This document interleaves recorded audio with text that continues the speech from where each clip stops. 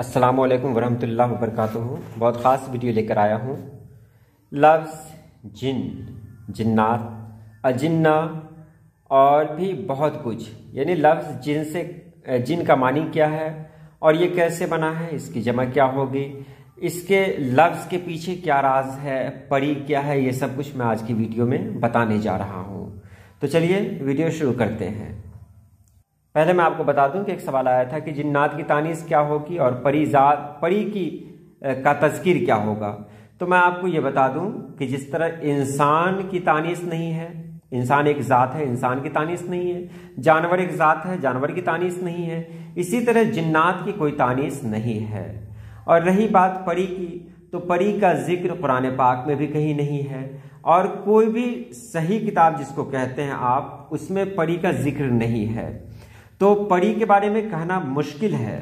یہ کردار صرف اور صرف داستانوں میں ملتا ہے، یعنی پریوں کا کردار کہنے کو پریزاد کو لوگ کہہ دیتے ہیں کہ وہ پری کا تذکیر ہے، لیکن ایسی بات نہیں ہے۔ پری ایک ایسی ذات ہے جس کے بارے میں کیا کہا جائے، یہ بھی ہو سکتا ہے کہ جنات ذات میں ہی ہو، یعنی جنات میں ہی اگر خوبصورت ہو تو وہ تو جنات ہو جائے، اور کوئی لڑکی ذات میں کوئی خوبصورت ہو تو اس کو پری کہا جائے۔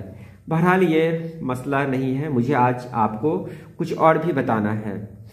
تو لفظ جن کے بارے میں ہم لوگ جان لیں، جن ہے کیا چیز۔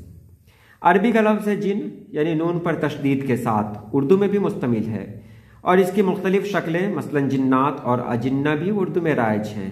البتہ بعض اہل علم نے اجنہ اور جنات کے استعمال پر اعتراض بھی کیا ہے۔ دیکھتے ہیں کہ اس کی اصل صورتحال کیا ہے۔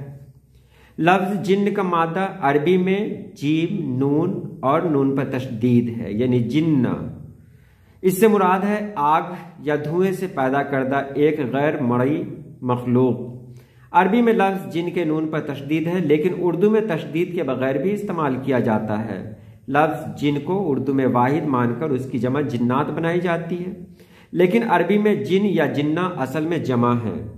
عربی میں اس کا واحد جنی ہے اور مؤنث جنیہ۔ گویا اردو میں ہم جسے جنی یعنی جن کی مؤنث کہتے ہیں، اسے عربی میں جنیہ کہتے ہیں، یعنی جن کی مؤنث۔ وارث سرہندی نے اس ضمن میں جو کچھ لکھا ہے، اس کا خلاصہ یہ ہے کہ اردو میں جن کو واحد قیاس کر کے اس کی جمع جنات بنا لی گئی ہے، لیکن یہ جمع صرف اردو میں رائج ہے، عربی میں نہیں۔ اردو میں اس ضمن میں ایک اور لفظ بھی مستعمل ہے، اور وہ ہے اجنہ۔ لفظ اجنہ اردو میں بالعموم جن کی جمع کے طور پر آتا ہے، لیکن عجیب بات یہ ہے کہ عربی میں اجنہ کا لفظ ایک بالکل مختلف مفہوم میں مشتمل ہے، اور وہ ہے جنین۔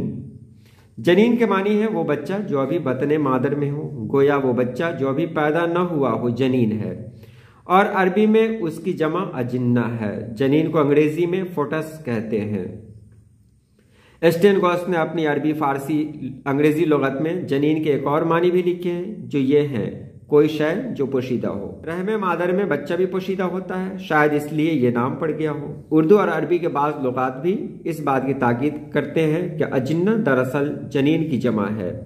اس کے علاوہ بعض کتب بھی جو صحت املا یا صحت زبان کے موضوع پر لکھی گئی ہے، اسی امر پر زور دیتی ہے کہ یہ جنین کی جمع ہے، اور اسے جن کی جمع کے طور پر برتنا غلط ہے۔ مثلا مولوی رفیع احمد اپنی کتاب رسالہ تصحیح اللغات موسوم باسم تاریخی اصلاح ضروری میں لکھتے ہیں: اجنہ بچہ جو شکم مادر میں ہو، جمع جنین کی۔ یہ لفظ بمانی جمع جنی کے غلط مستعمل ہے، جمع جنی کی جنہ ہے، اجنہ یا جنات نہیں۔ اسی طرح منیر لکھنوی اپنی کتاب غلط العوام و متروک الکلام میں لکھتے ہیں: جن کی جمع اجنہ غلط ہے۔ فرہنگ آصفیہ نے لفظ جنات کے بارے میں لکھا ہے کہ جن بمانی دیو کی جمع، مگر کتب عربی میں اس طرح نہیں آیا ہے۔ احسان دانش، اثر لکھنوی اور صاحبان قاموس الاغلاط نے بھی یہی لکھا ہے کہ جن کی جمع کے معنی میں اجنہ استعمال کرنا غلط ہے، لیکن ماہر القادری نے اس لفظ کے ضمن میں مختلف رائے دی ہے۔ انہوں نے لکھا ہے کہ عربی کی حد تک تو اجنہ کو جن کی جمع کے معنی میں استعمال کرنا غلط ہے، لیکن اردو میں اس کی حیثیت غلط العام کی سی ہے، لہٰذا اردو میں اجنہ بمانی جن کی جمع درست ہے۔